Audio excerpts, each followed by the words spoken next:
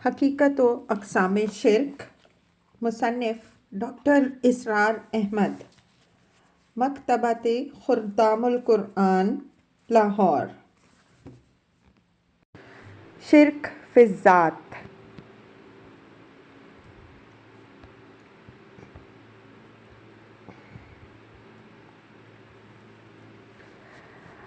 مسئلہ نور و بشر۔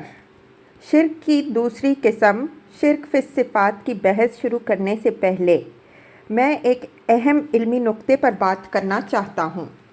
ہمارے ہاں ایک مسئلہ مذہبی بحث و نزاع کا موضوع بنا ہوا ہے، وہ محمد الرسول اللہ صلی اللہ علیہ وآلہ وسلم کی بشریت اور نور کا مسئلہ ہے کہ آپ صلی اللہ علیہ وآلہ وسلم بشر تھے یا نور۔ عوامی سطح پر جو مذہبی جلسے ہوتے ہیں ان میں اکثر و بیشتر اسی مسئلے پر گفتگو ہوتی ہے۔ دھواں دار تقریریں ہوتی ہیں جن میں جوش و خروش اور غیظ و غضب کا اظہار ہوتا ہے۔ ایک گروہ رسول اللہ صلی اللہ علیہ وآلہ وسلم کی بشریت کی نفی اور نورانیت کے اثبات پر، اور دوسرا گروہ آپ صلی اللہ علیہ وآلہ وسلم کی نورانیت کی نفی اور بشریت کے اثبات پر بہت زیادہ زور لگاتا ہے، جس سے مناظرے اور مباحثے کا بازار گرم ہو جاتا ہے اور ایک نزاع کا عالم پیدا ہو جاتا ہے۔ لیکن حقیقت یہ ہے کہ اس مسئلہ میں نزاع کا قطعاً کوئی پہلو نہیں ہے۔ اس سلسلے میں محض کھینچ تان اور جوشیلی تقریروں کی وجہ سے بات بگڑتی ہے اور فریقین میں باہم شدت اور تلخی بڑھتی چلی جاتی ہے۔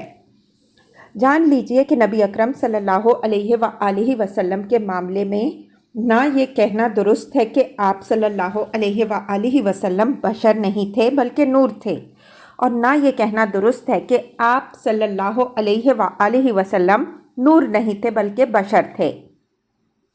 دونوں باتیں یکساں ہیں۔ اصل حقیقت یہ ہے کہ آپ صلی اللہ علیہ وآلہ وسلم بیک وقت بشر بھی تھے اور نور بھی تھے، اور یہ معاملہ صرف رسول اللہ صلی اللہ علیہ وآلہ وسلم کا نہیں ہے بلکہ میرا اور آپ کا اور ہر انسان کا ہے۔ ہر انسان کے اندر اس کے وجود کے دو حصے ہیں۔ ایک اس کا حیوانی وجود ہے، وہ خاکی الاصل ہے جو اس زمین سے بنا ہے، وہ اپنی اصل کے اعتبار سے ظلمانی ہے، اس میں تاریکی ہے، اس میں پستی کا رجحان ہے، اس میں برائی کا میلان ہے۔ قرآن مجید میں حضرت یوسف علیہ السلام کے الفاظ نقل ہوئے ہیں، وَمَا أُبَرِّئُ نَفْسِي إِنَّ النَّفْسَ لَأَمَّارَةٌ بِالسُّوءِ، سورہ یوسف آیت 53۔ اور میں اپنے نفس کی برات نہیں کر رہا ہوں، یقیناً نفس تو برائی پر ابھارتا ہے، لیکن انسان مجرد اس پستی اور خاکی الاصل وجود کا نام نہیں ہے بلکہ اس کے وجود کا دوسرا حصہ روح ہے۔ نقطہ نوری کے نام او خودی، زیر خاک ماں شرار زندگی۔ انسان اول کو آدم علیہ السلام بنانے والی چیز یہی روح خداوندی تھی جو ان میں پھونکی گئی، اور وہ روح خاکی کی اور ظلمانی نہیں ہے بلکہ نورانی حقیقت رکھنے والی شے ہے۔ وہ ملائکہ کی ہم پلہ نہیں، ملائکہ کی مسجود ہے۔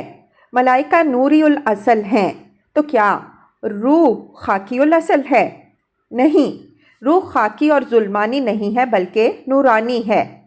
بقول اقبال، ہے ذوق تجلی بھی اسی خاک میں پنہاں، غافل تو نرا صاحب ادراک نہیں ہے۔ حواس خمسہ یعنی دیکھنا، سننا، سونگھنا، چکھنا اور چھونا تو حیوانات میں بھی ہیں۔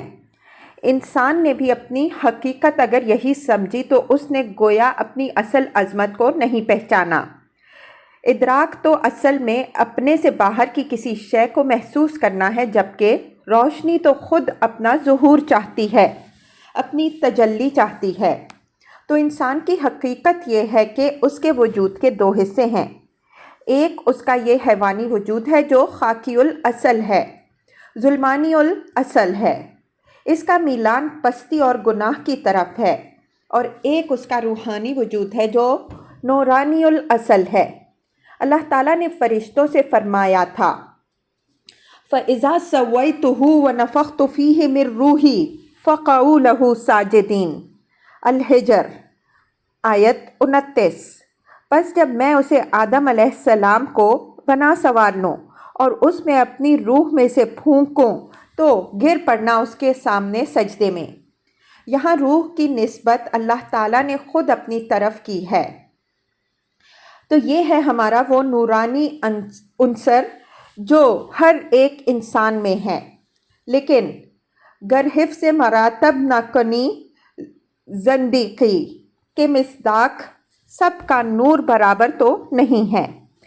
کسی کا محض ایک ٹمٹماتا ہوا دیا ہے، کسی کی اس نورانیت پر اس کے نفس کی ظلمانیت اس طرح چھا گئی ہے کہ وہ نور معدوم کے درجے میں ہے، یعنی اس کی فطرت کا نور بجھ چکا ہے، جبکہ کسی کا وہ نور اس قدر زیادہ ہوتا ہے کہ قرآن کریم نے اس کی تمثیل یوں بیان کی ہے یَکَادُ زَیْتُهَا یُضِیءُ وَلَوْ لَمْ تَمْسَسْهُ نَارٌ نُورٌ عَلیٰ نور۔ سورہ النور آیت 35۔ کسی کی فطرت کا نور اتنا صاف اور شفاف ہے کہ بھڑک اٹھنے کو بےتاب ہے، چاہے اسے آگ نے چھوا تک نہ ہو۔ روشنی پر روشنی، یہ ہے وہ نور جو حضرت ابو بکر صدیق رضی اللہ عنہ کی شخصیت میں موجود تھا۔ ابھی وحی کا آغاز بھی نہیں ہوا تھا، لیکن ان کے اندر اخلاق حسنہ کے انوار پہلے سے موجود تھے۔ ایسے ہی تمام صدیقین اور انبیاء علیہم السلام کے اندر نور فطرت موجود ہوتا ہے۔ اب اس تناظر میں دیکھیے تو نبی اکرم صلی اللہ علیہ وآلہ وسلم کی شخصیت مبارکہ چونکہ بلند ترین ہے، تو آپ صلی اللہ علیہ وآلہ وسلم کی نورانیت بھی اتنی کامل ہے کہ اس نے خاکی وجود کی ظلمانیت کو بالکل معدوم کر دیا ہے۔ اس معنی میں اگر کہا جائے کہ نبی اکرم صلی اللہ علیہ وآلہ وسلم نور مجسم ہیں تو غلط نہیں ہے۔ تو یہ دونوں چیزیں بیک وقت صحیح ہیں۔ نبی اکرم صلی اللہ علیہ وآلہ وسلم بیک وقت بشر بھی ہیں اور نور بھی ہیں۔ آپ صلی اللہ علیہ وآلہ وسلم کی بشریت کا کون انکار کرے گا؟ آپ صلی اللہ علیہ وآلہ وسلم کی ولادت ہوئی ہے جیسے کسی انسان کی ولادت ہوتی ہے۔ آپ صلی اللہ علیہ وآلہ وسلم کے بھی وہی 2 ہاتھ اور 2 پاؤں تھے، وہی انسانی خون آپ صلی اللہ علیہ وآلہ وسلم کے وجود میں بھی سرایت کیے ہوئے تھا اور گردش کر رہا تھا۔ طائف میں آپ صلی اللہ علیہ وآلہ وسلم پر پتھراؤ ہوا ہے تو زخموں میں سے خون رسا ہے۔ میدان احد میں جب تلوار کا وار آپ صلی اللہ علیہ وآلہ وسلم کے چہرہ مبارک پر لگا ہے تو خون کا فوارہ چھوٹا ہے۔ اسی طرح آپ صلی اللہ علیہ وآلہ وسلم نے شادی کی ہے اور آپ صلی اللہ علیہ وآلہ وسلم کے ہاں اولاد ہوئی ہے، لیکن اس سب کے باوجود نبی اکرم صلی اللہ علیہ وآلہ وسلم کی نورانیت کی نفی ہرگز نہ کیجیے۔ آپ صلی اللہ علیہ وآلہ وسلم کی نورانیت کی نفی در حقیقت اس دور کا مادہ پرستانہ فکر ہے جو میری آج کی بحث کا اصل موضوع ہے۔ ہم نے مادہ پرستانہ فکر اپنے ذہنوں پر اتنا مسلط کر لیا ہے کہ ہم روح کی حقیقت اور اس کے جداگانہ تشخص سے یا تو بالکلیہ منکر ہو گئے ہیں یا اس کا زبان سے ذکر کر لاتے ہوئے ہمیں حجاب محسوس ہوتا ہے۔ بقول اکبر آبادی،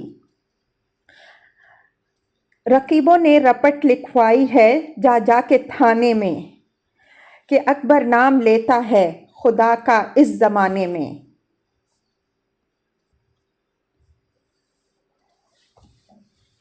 کہ روحانیت کی باتیں کرتے ہو، روح کی باتیں کرتے ہو، روح کو کوئی علیحدہ وجود مانتے ہو، تو یہ چیزیں ہمارے فکر اور نظریات کے دائرے سے اس طور سے باہر چلی گئی ہیں کہ اب ہم سمجھتے ہیں کہ انسان تو بس اسی حیوانی وجود کا نام ہے۔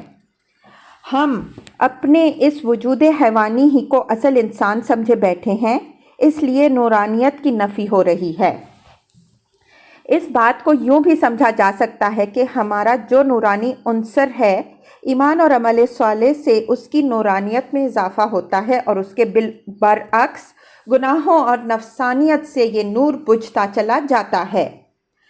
قرآن مجید میں سورۃ الحدید اور سورۃ التحریم میں دو جگہ میدان حشر کا نقشہ کھینچا گیا ہے کہ اس دن اہل ایمان کی شان یہ ہوگی کہ یوم تری المؤمنین والمؤمنات یسعی نورہم بین ایدیہم وبایمانہم بشراکم الیوم جنات تجری من تحتہا الانہار خالدین فیہا ذالک هو الفوز العظیم۔ الحدید آیت 12۔ اس دن آپ مومن مردوں اور عورتوں کو دیکھیں گے کہ ان کا نور ان کے آگے آگے اور ان کے دائیں جانب دوڑ رہا ہوگا۔ ان سے کہا جائے گا کہ آج بشارت ہے تمہارے لیے ایسے باغات کی جن کے نیچے نہریں بہہ رہی ہیں، ان میں وہ ہمیشہ رہیں گے، یہی ہے بڑی کامیابی۔ آگے منافقین کے بارے میں فرمایا گیا، یوم یقول المنافقون والمنافقات للذین آمنوا انظرونا نقتبس من نورکم قیل ارجعوا وراءکم فالتمسوا نورا۔ آیت 13۔ اس دن منافق مردوں اور عورتوں کا حال جو دنیا میں چراغ گل کر کے جائیں گے یہ ہوگا کہ وہ اہل ایمان سے استدعا کریں گے، ذرا ہماری طرف دیکھو، ذرا ہمیں مہلت دو تاکہ ہم تمہارے نور سے استفادہ کریں۔ کہا جائے گا لوٹ جاؤ پیچھے کی طرف، اگر ہو سکتا ہے تو دنیا میں واپس جاؤ اور اس نور کی تحصیل کر کے آؤ۔ سورہ تحریم میں ہے، نورہم یسعی بین ایدیہم وبایمانہم یقولون ربنا اتمم لنا نورنا واغفر لنا انک علی کل شیء قدیر۔ آیت 8۔ ان کا نور ان کے آگے آگے اور ان کے دائیں جانب دوڑ رہا ہوگا اور وہ کہہ رہے ہوں گے کہ اے ہمارے رب، ہمارا نور ہمارے لیے مکمل کر دے اور ہم سے درگزر فرما، یقیناً تو ہر چیز پر قدرت رکھتا ہے۔ اس نور کے بارے میں نبی اکرم صلی اللہ علیہ وآلہ وسلم کا ارشاد گرامی ہے کہ قیامت کے دن کسی کا نور بس اتنا ہوگا کہ اس سے صرف اس کے قدموں کے آگے روشنی ہو جائے گی، اور کسی کا نور اس قدر ہوگا کہ اس کی روشنی مدینہ منورہ سے صنعاء تک پہنچے گی۔ یعنی اس روز کسی کا نور بہت تھوڑا ہوگا کہ بس اس سے قدموں کے آگے آگے روشنی ہوگی، اور قیامت کے دن یہ نور بھی بہت غنیمت ہوگا جس کو نصیب ہو، اس لیے کہ اندھیرے میں ایک ٹارچ بھی بہت غنیمت ہوتی ہے جس سے آپ بالآخر منزل مراد تک پہنچ سکتے ہیں، جبکہ کسی کا نور اس روز بہت زیادہ ہوگا جس سے ہر سو چراغاں ہو جائے گا۔ یہ حفظ مراتب ہے۔ اس تناظر میں دیکھیے تو محمد الرسول اللہ صلی اللہ علیہ وآلہ وسلم کا نور کس قدر ہوگا۔ ان باتوں کو ذہن میں رکھیے تو جھگڑا ختم ہو جائے گا۔ رسول اللہ صلی اللہ علیہ وآلہ وسلم بیک وقت بشر بھی ہیں اور نور بھی ہیں، اور یہی معاملہ ہم سب کا بھی ہے۔ ہمارا ایک روحانی وجود ہے جو نوری الاصل ہے، اور ایک مادی وجود ہے جو خاکی الاصل ہے، اور ہماری شخصیتوں میں ان دونوں کا امتزاج ہے۔ کسی کی ظلمانیت اس نور پر ایسے غالب آ گئی ہے کہ نور معدوم ہو گیا ہے، اور کسی کی ظلمانیت پر اس کی نورانیت کا اتنا غلبہ ہو گیا ہے کہ اس کی ظلمانیت کا فور ہو گئی ہے۔ اسی حقیقت کو حدیث نبوی صلی اللہ علیہ وآلہ وسلم کی روشنی میں اس طرح سمجھ لیجئے کہ نبی اکرم صلی اللہ علیہ وآلہ وسلم نے فرمایا، ما منکم من احد الا وقد وکل بہ قرینہ من الجن قالوا وإياك या रसूल अल्लाह सल्लल्लाहु अलैहि वआलिहि वसल्लम قال وإياي إلا أن الله أعانني عليه فأسلم فلا يأمرني إلا بخير۔ तुम में से कोई भी ऐसा नहीं है जिसके हमरा एक साथी शैतान ना सौंप दिया गया हो। सहाबा कराम रदी अल्लाह अन्हुम अजमाइन ने बड़ी हिम्मत करके दरियाफ्त किया, ए अल्लाह के रसूल सल्लल्लाहु अलैहि वसल्लम, क्या आप सल्लल्लाहु अलैहि वसल्लम भी? आप सल्लल्लाहु अलैहि वसल्लम ने फरमाया, हाँ मैं भी, मगर अल्लाह ताला ने उसके मुकाबले में मेरी मदद फरमाई तो मैंने उसे मुसलमान बना लिया। अब वो मुझे सवाए भलाई के कोई और मशवरा नहीं देता। ये रसूलुल्लाह सल्लल्लाहु अलैहि वसल्लम का बात को समझाने का एक अंदाज़ था। बहरहाल वो नफ्स था तो सही, रसूलुल्लाह सल्लल्लाहु अलैहि वसल्लम के अंदर भी। आप सल्लल्लाहु अलैहि वसल्लम का बतन मुबारक भी खाने को मांगता था। भूख का एहसास मोहम्मद सल्लल्लाहु अलैहि वसल्लम को भी होता था। भूख की वजह से आप सल्लल्लाहु अलैहि वसल्लम पर भी नकाहत तारी होती थी। ताइफ में पथराव की वजह से जब बहुत ज़्यादा खून बहा तो आप सल्लल्लाहु अलैहि वसल्लम पर नकाहत तारी हुई और आप सल्लल्लाहु अलैहि वसल्लम बैठ गए। इसी तरह उहद में भी बहुत ज़्यादा खून बहने की वजह से आप सल्लल्लाहु अलैहि वसल्लम पर नकाहत तारी हुई और आप सल्लल्लाहु अलैहि वसल्लम बेहोश हो गए। आप सल्लल्लाहु अलैहि वसल्लम के साहबजादे हज़रत इब्राहीम का जब इंतकाल हुआ तो आप सल्लल्लाहु अलैहि वसल्लम की आंखों में आंसू आ गए, इसलिए कि इंसानी अवातिफ व मीलानात और एहसासात और जज्बात आप सल्लल्लाहु अलैहि वसल्लम की शख्सियत में बतमाम कमाल मौजूद थे। लेकिन इन चीज़ों की वजह से कभी आप सल्लल्लाहु अलैहि वसल्लम से माअज़ल्लाह खुदा की मासियत का सुदूर मुमकिन नहीं हुआ।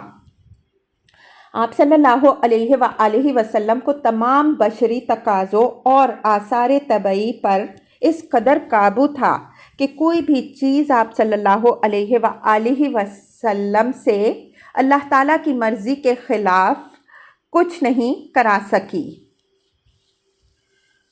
मुसलमानों में औतार का तसव्वुर। गुज़िश्ता सफ़हात में इस बात की तरफ इशारा किया गया था कि हिंदुओं के यहाँ 9 अवतार थे। एक 10वां अवतार अपने आप को मुसलमान कहने वालों ने उनमें शामिल कर लिया। अब इस बात की ज़रा तफसील जान लीजिए। दरअसल शीइयत की बहुत सी शाखें हैं।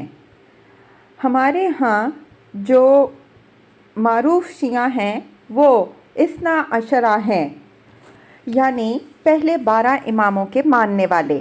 उनके ख़याल में 12वें इमाम गायब हो गए जो इमाम में मुंतज़िर कहलाते हैं और वो उनके इंतज़ार में हैं कि वो दोबारा आएंगे।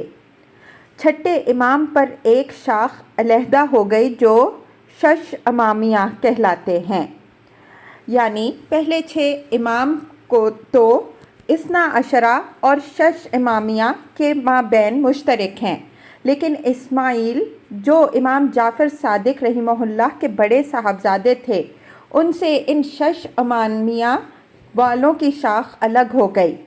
शश अमामिया वालों की भी आगे चलकर 2 शाखें हो गईं। एक शाख वो है जो हमारे यहाँ बोहरे कहलाते हैं। इनके गालिबन 32वें इमाम गायब हो गए। ताहिर सैफुद्दीन जिनका इंतकाल हो गया और बुरहानुद्दीन जो बम्बई में रहते हैं इनके मजहबी पेशवा हैं। ये इमाम नहीं कहलाते बल्कि दाई कहलाते हैं। शश अमामिया की दूसरी शाख इस्माइली है। उनके कहने के मुताबिक उनके इमाम गायब नहीं हुए बल्कि इमामत का सिलसिला तसलसल के साथ चल रहा है। इस वक्त प्रिंस करीम आगा ख़ान इनके इमाम हाजिर हैं। ये इमाम को मासूम मानते हैं। पीर शमसुद्दीन सब्ज़वारी। नोट, इनका मज़ार मुल्तान में है जो खामखा شمس تبریز کے نام سے مشہور ہو گیا ہے، حالانکہ شمس تبریز کا ملتان میں آنے کا کوئی سوال اور امکان ہی نہیں ہے۔ اور دیگر اسماعیلی مبلغین کے ذریعے اسماعیلیت کی دعوت جب ہندوستان میں دی گئی تو ان مبلغین نے دعوت و تبلیغ کے لیے یہ حکمت عملی اختیار کی کہ چونکہ ہندوؤں کو مسلمان بنانا آسان کام نہیں، لہٰذا ان کے عقیدے کے ساتھ ہی ذرا اپنے عقیدے کو جوڑ دیں تو بات بن جائے گی۔ ہندو 9 اوتار مانتے تھے، انہوں نے یہ کہا کہ 9 اوتار تمہارے ہیں اور 10واں اوتار ایک اور آیا ہے اور وہ حضرت علی رضی اللہ عنہ ہیں۔ اس مذہب میں دشم اوتار یعنی 10واں اوتار حضرت علی رضی اللہ عنہ کو مانا جاتا ہے۔ اوتار یا انکارنیشن کا یہ عقیدہ باضابطہ طور پر ان کے عقائد میں شامل ہے۔ دوسرا کام ان مبلغین نے یہ کیا کہ ہندوستان میں نئے ایمان لانے والوں پر سے شریعت ساقط کر دی۔ ظاہر بات ہے کہ اگر کسی کو اسلام یا دین کی تعلیم دی جائے اور اس کو یہ بھی معلوم ہو کہ 5 نمازیں بھی پڑھنی پڑیں گی، 30 روزے بھی رکھنے پڑیں گے، تو وہ اسلام میں داخل ہونے سے پہلے 10 دفعہ خوب سوچے گا۔ لیکن اگر اسے یہ کہا جائے کہ کوئی شریعت تم پر لاگو نہیں ہوگی، بس تم کلمہ پڑھو، تو اس کے لیے اب کام آسان ہو جائے گا۔ جیسے سینٹ پال نے کہا تھا کہ بس حضرت مسیح علیہ السلام کو مان لو تو تمہارے گناہوں کی طرف سے وہ پیشگی کفارہ ہو جائیں گے، تمہارے اوپر شریعت کا بھی بوجھ نہیں ہوگا اور حلال و حرام کی قید بھی نہیں ہوگی، چاہے خنزیر کھاؤ اور شراب پیو۔ چنانچہ ان کے ہاں پہلے سے جو مشرکانہ عقائد تھے ان پر عمل پیرا رہتے ہوئے اپنی تثلیث بنا لی اور حضرت مسیح علیہ السلام کو خدا کا بیٹا قرار دے کر اس عقیدے سے اپنے مذہب کو جوڑ دیا۔ تو اس طرح سے سینٹ پال والی عیسائیت جنگل کی آگ کی طرح پھیل گئی۔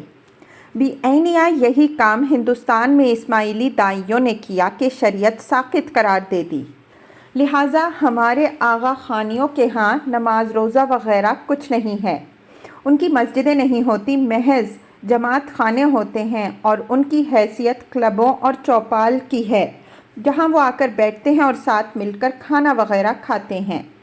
جماعت خانہ ان کی سوشل لائف کا ایک مرکز ہے، باقی یہ کہ شریعت ان سے ساقط ہے۔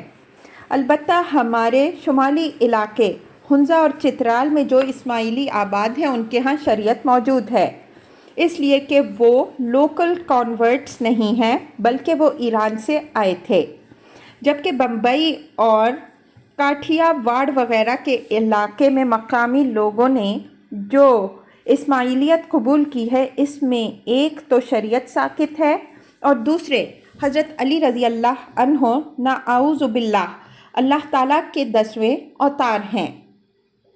جیسا کہ عرض کیا گیا، ہندوستان میں 9 اوتار پہلے سے پوجے جا رہے تھے، 10واں اوتار حضرت علی رضی اللہ عنہ کو منوا کر اس کے ساتھ جوڑ دیا گیا۔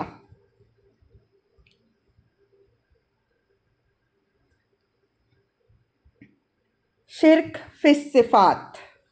الحمدللہ ہم نے اقسام شرک کے حوالے سے شرک کی پہلی بڑی قسم شرک فی الذات کا کسی حد تک فہم حاصل کر لیا ہے۔ اب ہم اللہ کی توفیق سے شرک کی دوسری قسم شرک فی الصفات کی بحث کا آغاز کرتے ہیں۔ شرک فی الصفات کے بارے میں ابتدائی طور پر یہ جان لیجئے کہ یہ مسئلہ ذرا باریک اور علمی نوعیت کا ہے اور اس میں پاؤں پھسل جانے کا بڑی آسانی سے احتمال ہے۔ اس کی وجہ یہ ہے کہ ہماری زبان کی تنگ دامنی کے باعث صفات ایڈجیکٹیوز اینڈ ایٹریبیوٹس کے طور پر جو الفاظ استعمال کرتے ہیں وہ خالق اور مخلوق کے مابین مشترک ہیں، یعنی وہی الفاظ ہم اللہ تعالیٰ کے لیے استعمال کرتے ہیں اور وہی مخلوق کے لیے استعمال کرتے ہیں۔ جیسے ہم کہتے ہیں کہ کائنات بھی موجود، خدا بھی موجود، میں بھی موجود، آپ بھی موجود، اس طرح ایک وصف وجود مشترک ہو گیا۔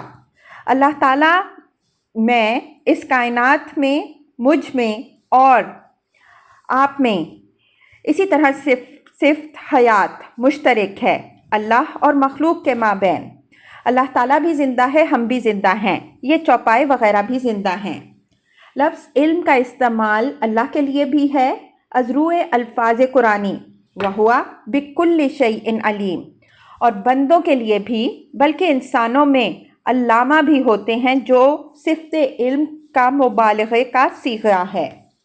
لفظ ارادہ بندوں کے لیے بھی استعمال ہوتا ہے کہ میرا یہ ارادہ ہے، اور اللہ کے لیے بھی استعمال ہوتا ہے کہ انما امرہ اذا اراد شیئا ان یقول لہ کن فیکون۔ سورہ یاسین آیت 82۔ اسی طرح لفظ مشیت مشترک ہے اللہ اور مخلوق کے مابین، جیسے کسی صحابی رسول صلی اللہ علیہ وآلہ وسلم کی زبان سے یہ الفاظ نکل گئے، ما شاء اللہ و ما شئت، جو اللہ کی مشیت ہو اور جو آپ صلی اللہ علیہ وآلہ وسلم کی مشیت ہو، تو نبی اکرم صلی اللہ علیہ وآلہ وسلم نے ان کو سختی سے ٹوک دیا، اس لیے کہ اس سے شرک کا شائبہ جنم لے سکتا تھا، حالانکہ ان صحابی رسول صلی اللہ علیہ وآلہ وسلم کی نیت میں معاذ اللہ کوئی ایسی بات نہیں تھی۔ تو صفات کے لیے جتنے الفاظ مستعمل ہیں وہ سب مشترک ہیں خالق اور مخلوق کے مابین۔ وہ اللہ تعالیٰ کے لیے بھی مستعمل ہیں اور مخلوقات کے لیے بھی، اور اسی سے فساد اور غلطی کا سارا احتمال پیدا ہوتا ہے۔ حالانکہ جب ان الفاظ کا استعمال اللہ کے لیے ہوتا ہے تو ان کا مفہوم بالکل مختلف ہے اس مفہوم سے کہ جس مفہوم میں ان الفاظ کا استعمال مخلوقات کے لیے ہوتا ہے۔ لفظ مشترک ہے جبکہ مفہوم جدا۔